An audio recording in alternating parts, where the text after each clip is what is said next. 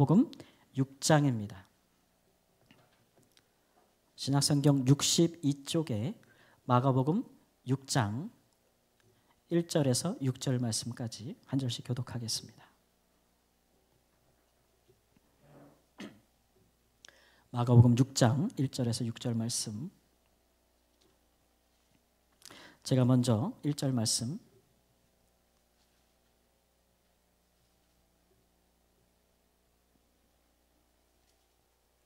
읽습니다.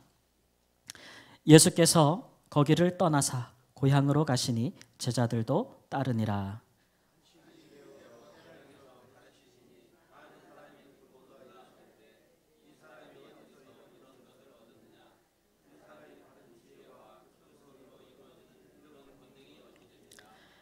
이 사람이 마리아의 아들 목수가 아니냐?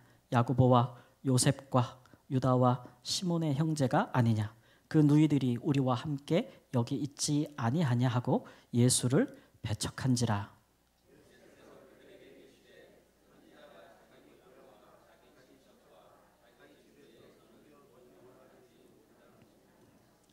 거기서는 아무 권능도 행하실 수 없어 다만 소수의 병자에게 안수하여 고치실 뿐이었고 그들이 믿지 않음을 이상히 여기셨도다. 아멘.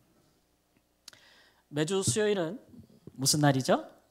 복음 전도의 날입니다. 제가 어떻게 이렇게 설교를 이 말로 열 줄을 아시고 우리 장로님이 기도 중에 하셨는지 놀랐어요.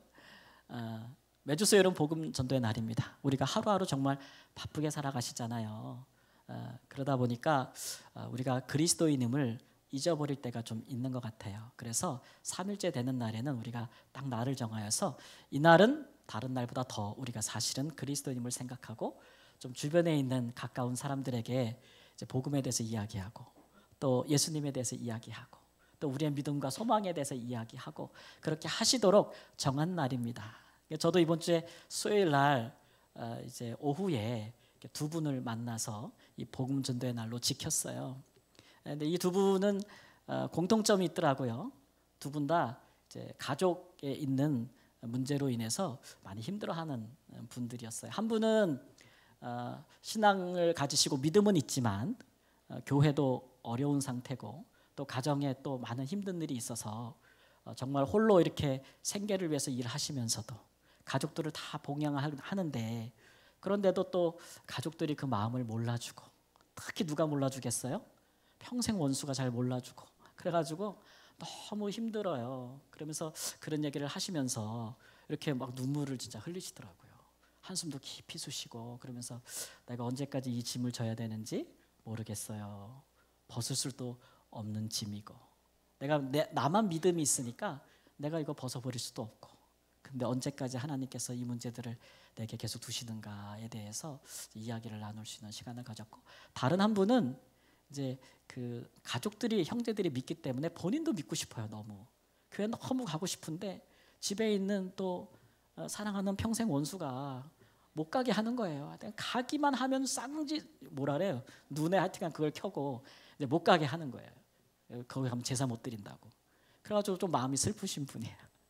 그래가지고 또 한숨을 푹푹 쉬면서 그런 얘기를 하시더라고요. 그래서 이제 그런 얘기 중에 이제 그런 생각이 들었죠. 우리가 참으로 하나님께서 우리 인생에 해결해주지 않는 좀 인생의 오래 기간 동안에 견뎌야만 되는 그런 짐들이 누구에게나 있나 보다. 이제 그런 것들이 우리 인생에 무슨 의미가 있을까? 하나님은 왜 그런 것들을 우리 인생에 속히 해결해주지 아니하시고 우리가 감당하도록 하시는가?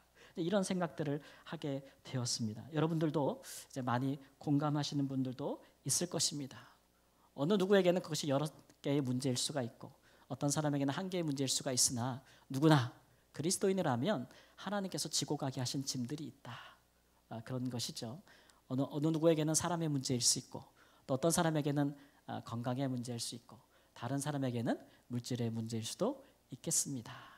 이런 문제는 우리에게만 있는 것은 아니고 꼭 우리의 믿음이 뭐 없거나 약해서만 있는 것은 아니고 성경에 들어보니까 사도 바울 같은 훌륭한 하나님의 일꾼에게도 육체에 가시가 있었다라고 고린도후서 12장 7절 말씀이에요.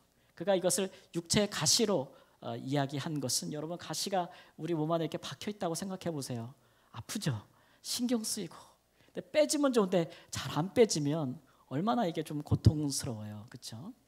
이것을 가르쳐서 육체의 가시라 했으니 사도 바울에게 어떤 질병이 있었는가, 육체적인 질병이었는가, 정신적인 질병이었는가 많은 분들이 추측하지만 바울 사도는 이것을 명확하게 무엇이다라고 밝히지 않아요. 그리고 그것을 달리 단어를 바꿔서 약한 것들이라고 표현했어요.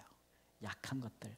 그가 이렇게 자기의 육체의 가시를 모든 성도들에게 적용할 수 있도록 일반적인 표현, 약한 것들이라고 이야기한 것은 하나님께서, 주님께서 그를 믿고 따르는 모든 자들에게 지고 가야만 하는 인생의 짐들을 두신 것들이 있습니다 라고 말씀하고 있는 것입니다. 만일 하나님께서 우리 인생에게 해결해 주지 않고 그대로 두게 하신 그런 연약한 약한 것들이 있다면 그 이유를 누가 제일 잘 아시겠어요?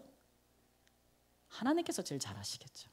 우리 주님께서 제일 잘 아시겠죠. 히브리서 4장 15절 말씀 함께 읽습니다. 우리에게 있는 대제사장은 우리의 연약함을 동정하지 못하실 리가 아니요 모든 일에 우리와 똑같이 시험을 받으신 이로되. 여기 동정한다라는 말은 긍휼히 여기다, 불쌍히 여기다, 공감하다 이런 말로도 이해가 되지만 특별히 이제 히브리서에서는 함께 겪다, 함께 고통을 겪다라는 의미가 강합니다. 그러니까 하나님께서는, 예수님께서는 우리의 그 약함을 함께 겪으신 분이라는 것이죠. 언제요? 그가 이 땅에 우리 같이 육신의 모양으로 오셨을 때에 그가 미리 겪으신 일이라는 얘기예요. 인생에 당하는, 감당해야 될 모든 연약한 것을 우리 주님이 먼저 겪으신 분이라는 거죠. 근데 먼저 겪으시고도 후에 예수님을 믿는 사람들은 니들은 겪지 않아도 돼. 내가 겪었으니까 그렇게 하지 않으시고 예수님께서 너희들도 져야 될 짐이 있다라고 말씀하시는 것은 못된 심보 때문일까요? 예수님의? 그렇지 않아요. 우리 예수님이 우리를 얼마나 사랑하시는데 그런 못된 마음으로 그렇게 하시겠어요. 예수님께서 미리 그러한 짐을 져보시고 인생의 약한 것들을 감당해 보시니까 그것이 갖는 의미가 있고 또 그것이 우리 인생에게 주는 귀한 은혜가 있더라 이거예요. 유익이 있더라. 그래서 우리도 어느 정도 그런 것들을 함께 겪도록 하시는 거다라는 것이죠. 그래서 우리 오늘 본문의 말씀에서는 우리 인생에 잘 빠지지 않는 가시 같지만 하나님께서 약한 것들을 우리 인생에 남겨두신 이유를 우리가 좀 깨달아 알고 우리가 앞으로 그것을 어떻게 감당해야 되는지도 한번 살펴보는 것입니다. 그렇게 된다면 우리가 그것 때문에 너무 슬퍼하지 않고 너무 힘들어하지 않고 너무 한숨 쉬지 않고 때로는 하나님께 위로도 받고 또 힘도 받고 그래서 지고 갈 만한 은혜가 우리 가운데 있기를 우리 주 예수님의 이름으로 축원합니다. 하나님께서 우리 인생 가운데 이런 약한 것들을 그대로 남겨두시는 이유는 무엇입니까? 그러면 첫 번째로 인생의 약한 것들은 함께 읽을까요? 인생의 약한 것들이 은혜의 통로가 되기 때문입니다. 오늘 본문에는 예수님에게도 인생에 약한 것들이 있었다 그랬습니다. 예수님께서 고향에 가셔서 복음을 전하고 많은 능력을 행하시고 싶어 하셨어요. 가장 가까운 사람들 아니겠어요? 예수님은 나사렛에서 자라셨고 그곳에는 그의 어머니와 형제들과 친족들도 있고 고향 사람들도 있으니까 갈릴리에서 사역하신 예수님이 그 고향을 향한 마음이 남달랐겠지요. 그래서 가셨는데 그런데 예수님의 기대와는 달리 고향 사람들이 예수님을 아주 심하게 배척한 것입니다. 그들이 하는 말을 보면 저 사람이 이 모든 것을 어디서 얻었지? 이런 거예요. 그 다음에 저 사람의 이런 지혜와 놀라운 힘이 어떻게 해서 생긴 것이지? 예수님께서 회당에서 가르치실 때에 그들이 생각하기에 예수는 그들과 함께 자란 예수는 어디서 이런 걸 가르칠 만한 교육 과정이나 수준 높은 교육을 받지 못한 분이에요. 그 당시에 많이 백성들을 가르쳤던 서기관이나 아니면 바리새인이라든가 어떤 뭐 율법 교사라든가 뭐 제사장들이 아니면 랍비라든가 이런 교육을 정규 교육을 받지 못한 분인데 그분이 회당에서 가르치는 것을 보고 놀라는 거예요. 근데 놀랐는데 그 반응이 뭐냐면 어디서 저런 거를 배워온 거야? 우리가 다 아는데 이렇게 이제 생각한 거죠. 그리고 예수님께서 어떤 병자를 고쳐주면은 어떻게 생각했냐면 어디서 저런 걸 배워갖고 온 거야? 이렇게 생각을 한 거죠. 왜냐하면 그들이 알기에 예수님에 대해서 너무 잘 알고, 특별히 그 예수님의 가정에 대해서 너무 잘 알아요. 그가 마리아의 아들이 아니냐 이랬어요. 그 형제가 우리 중에 있지 않느냐, 그 이름을 다 열거해요. 그 누이들의 이름도 이야기해요. 그러면서 배척했다 그랬어요. 이 얘기는 아니, 세상에 뭐 사람을 싫어하더라도 가족은 건드리면 안 되는 거 아니에요? 영린이잖아요, 이거 요새. 가족을 건드려요. 마리아의 아들이 이러냐는 건 굉장히 모욕적인 표현이에요. 많은 분들은 그 아버지, 육신된 아버지 요셉이 일찍 소천하셨나 보다. 왜냐하면 그를 마리아의 아들로 이야기하니까 이 말씀은 저 애비도 없는 자식 아니야? 이런 말이죠. 그 형제들의 이름을 열거하는 것은 니들 사는 게 뻔하다는 거죠. 수준이 뻔하고 너 이거 뻔히 우리가 아는데 어디서 와서 선지자 노릇을 하는 거야? 라고 모욕하고 비난하는 것입니다. 네. 그러니까 이런 것들은 예수님의 가족에게도 아주 부정적인 영향을 줬죠. 주변 사람들이 막 이렇게 하고, 특별히 당대 힘 있는 많은 그 바리새인들이나 서기관들이나 율법 교사들이나 이런 사람들이 또 예수님을 핍박했으니 그 가족들의 마음이 힘들었을 거예요.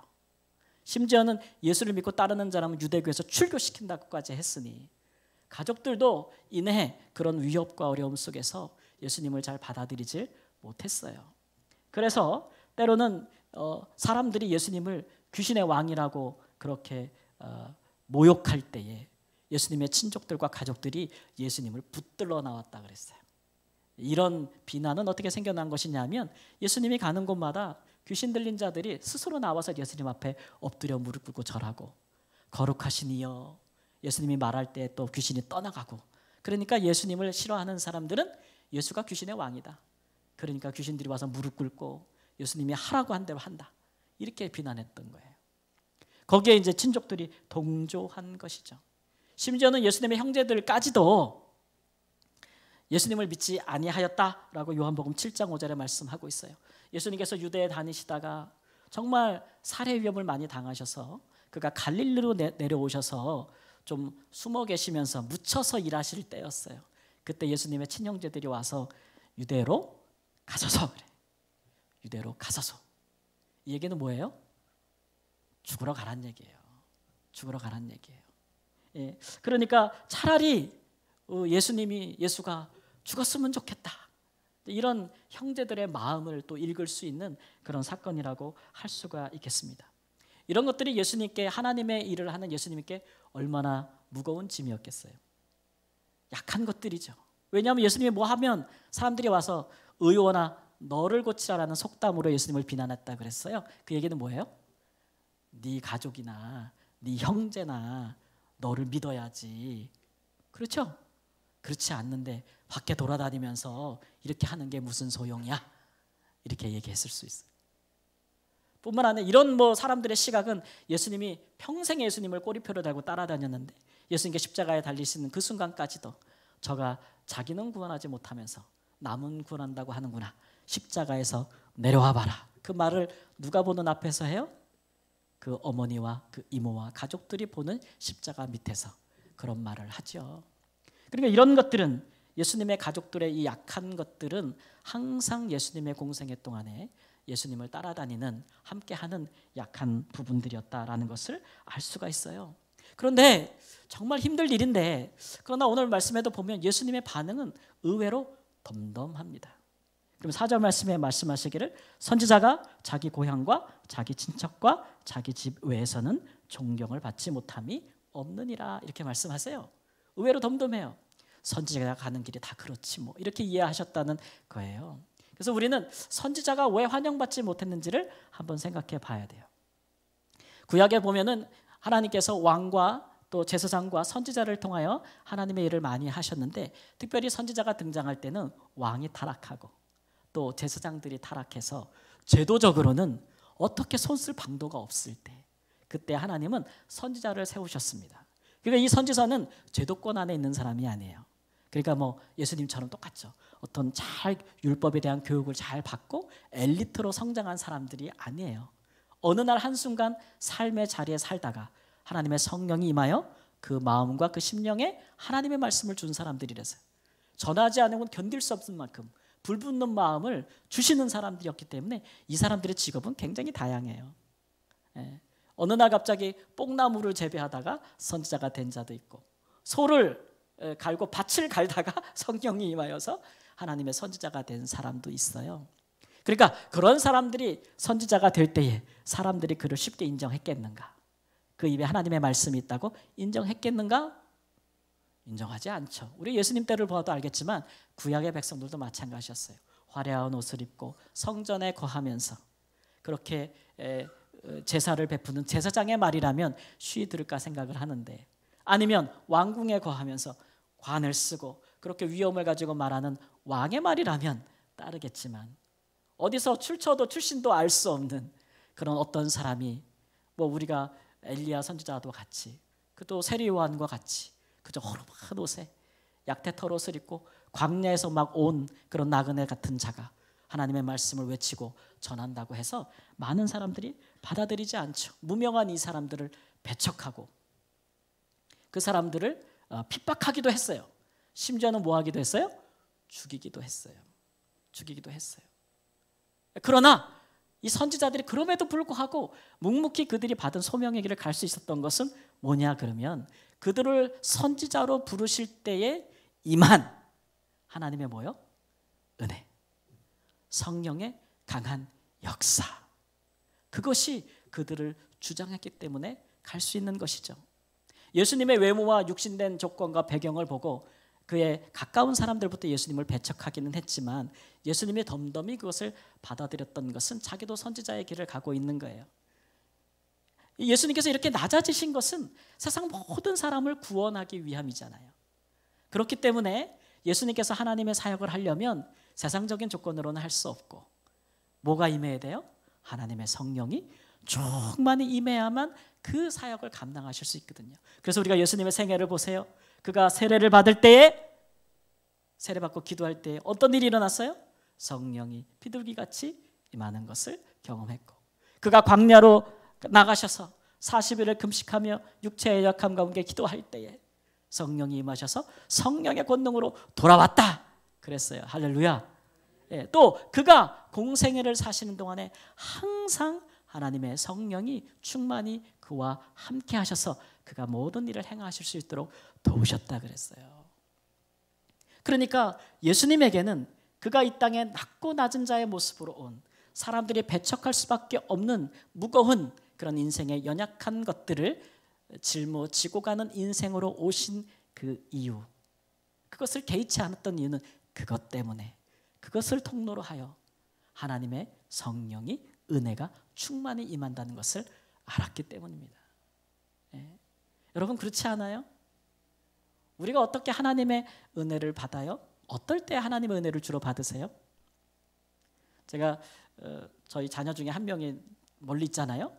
그래서 이제 걱정도 되고 염려도 되죠. 부모된 마음으로 영상 통화를 자주 합니다. 얼마나 씩씩하게 이렇게 통화를 하는지 몰라요. 보면서 나한테 씩씩한 모습만 보여주려고 하는구나.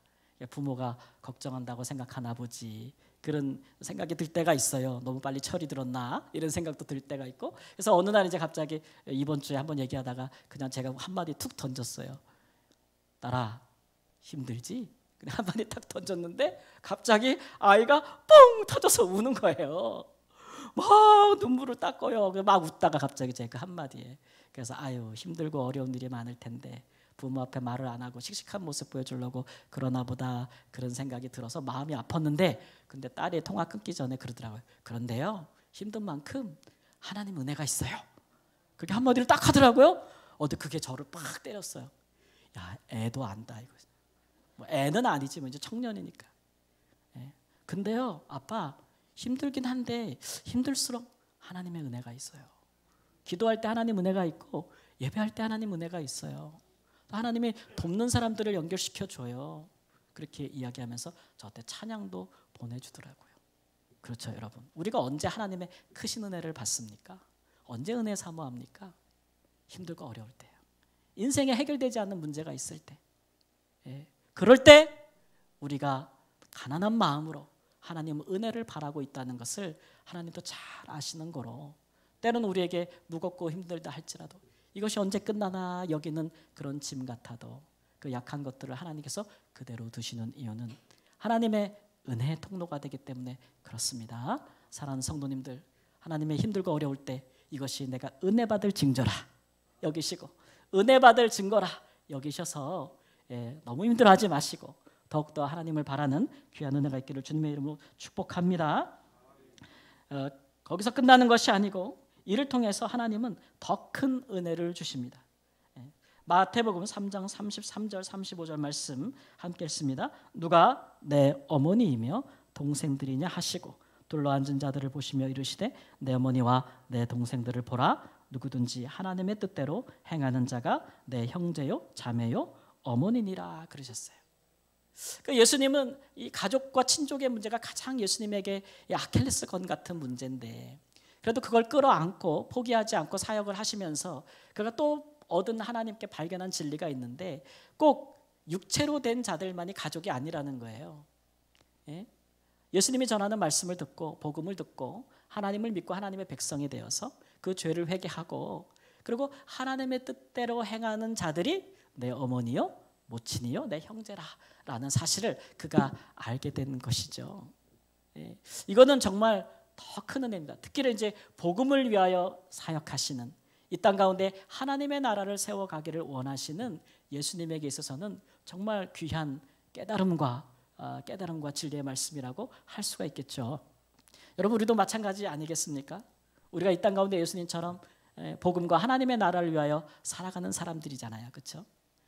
우리가 우리 가족 가운데 해결되지 못한 아픔이 있다 할지라도 그것 때문에 우리가 하나님 나라, 하나님의 백성들을 위하여 살지 못할 이유는 되지 않잖아요.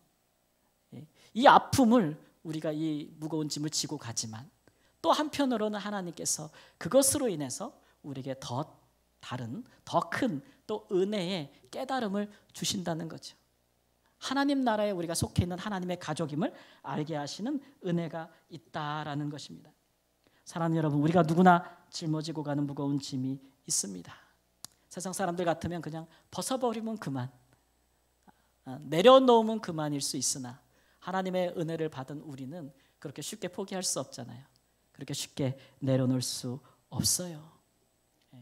그러나 우리가 그렇게 잘 짊어지고 가는 것은 거기에 통해서 하나님께서 주시는 은혜, 또 그 문제가 여전히 내 가운데 남아있다 할지라도 그것을 감당할 수 있도록 하나님께서 더하여 주시는 더 큰 은혜, 깨달음들이 우리에게 있기 때문인 줄 믿습니다. 이런 약한 것들이 은혜의 통로가 됨을 꼭 기억하시기를 우리 주님의 이름으로 축원합니다.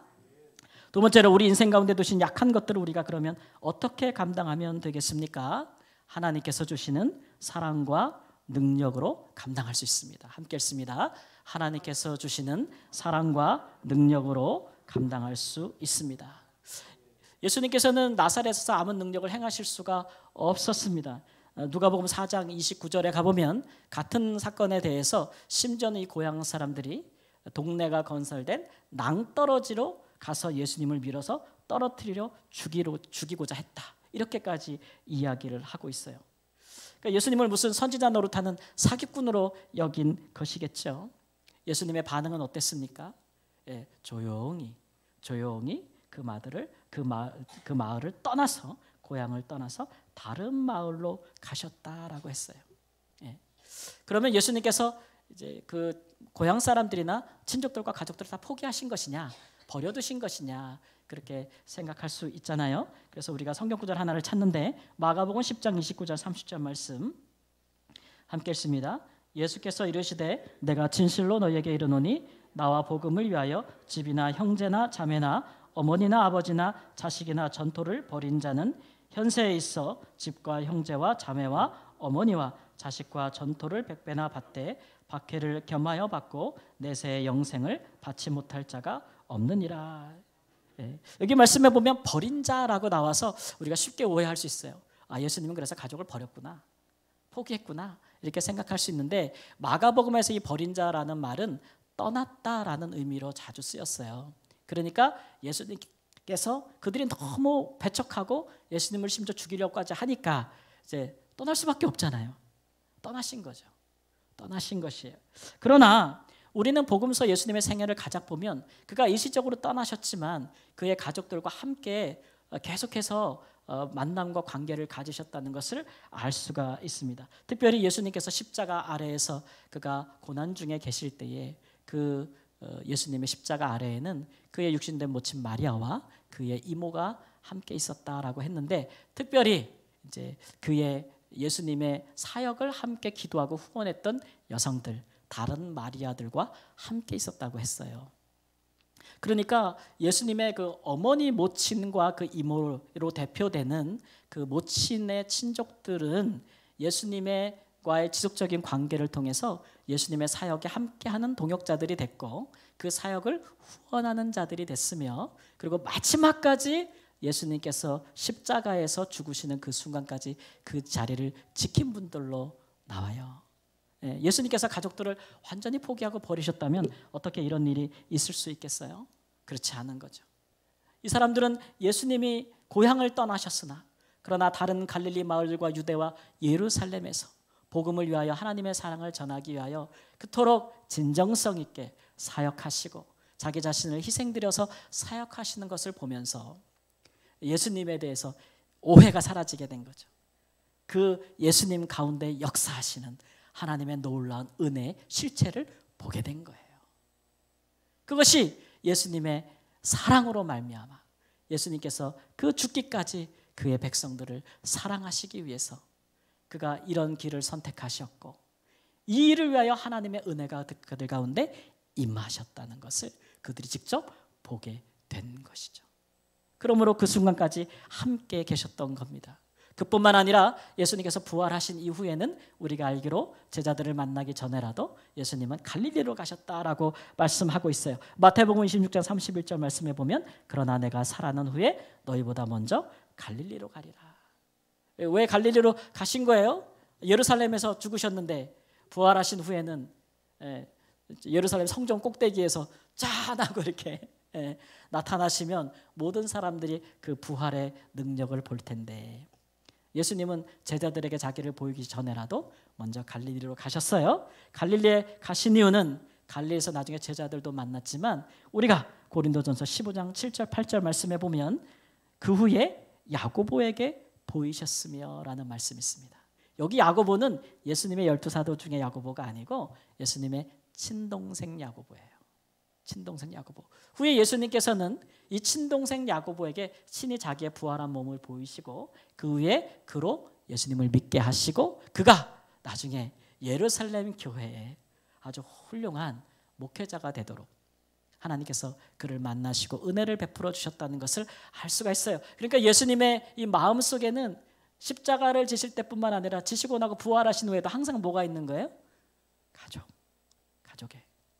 그가 생에 살아계실 때는 사랑으로서 보이시고 그가 십자가를 지신 후에도 부활의 능력을 나타내심으로써 결국 그 인생의 모든 약한 것들이 다 해결되어지고 온전해지는 것을 우리에게 보여주셨어요.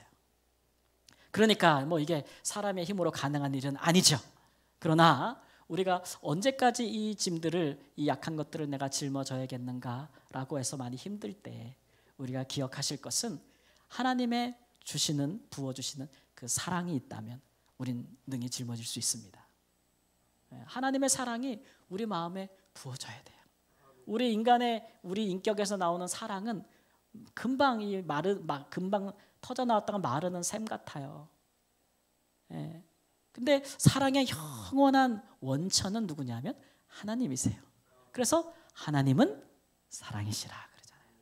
하나님의 사랑이 성령으로 우리에게 부음바 되어지면 우리 인생의 약한 것들, 특히 우리를 반대하고 우리를 힘들게 하는 많은 사람들조차도, 이해하지 못하는 사람들조차도 그 사랑에 감격하여 주께 돌아올 날이 있다라는 것입니다. 온전하게 될 날이 있다라는 거죠.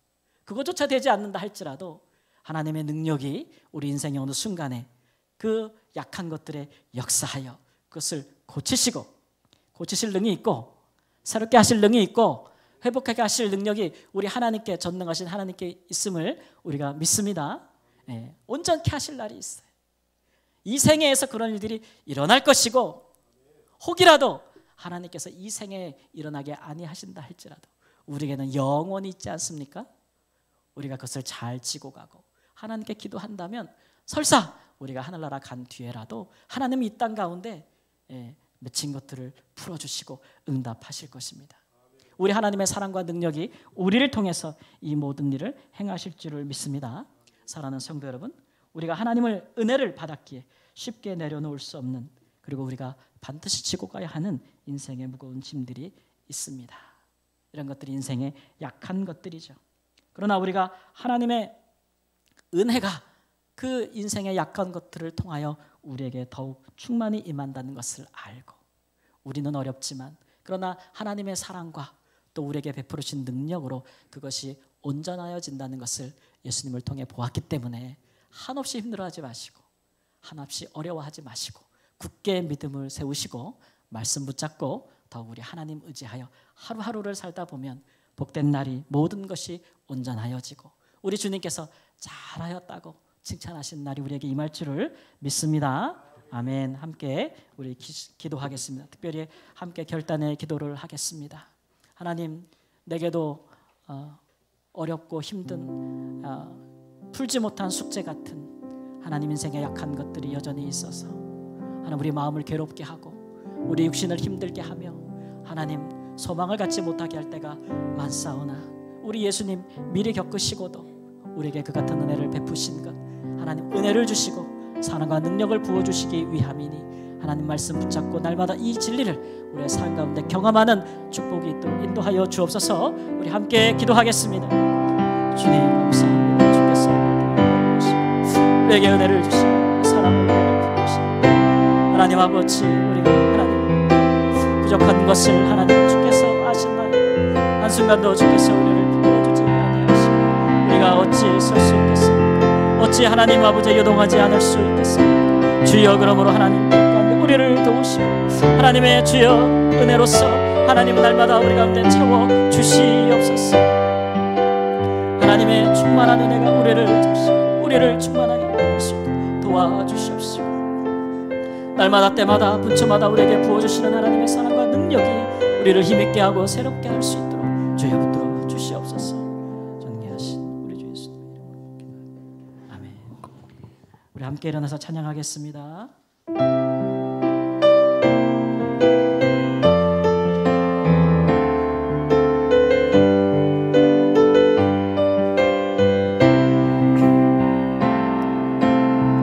하나님 한 번도 나를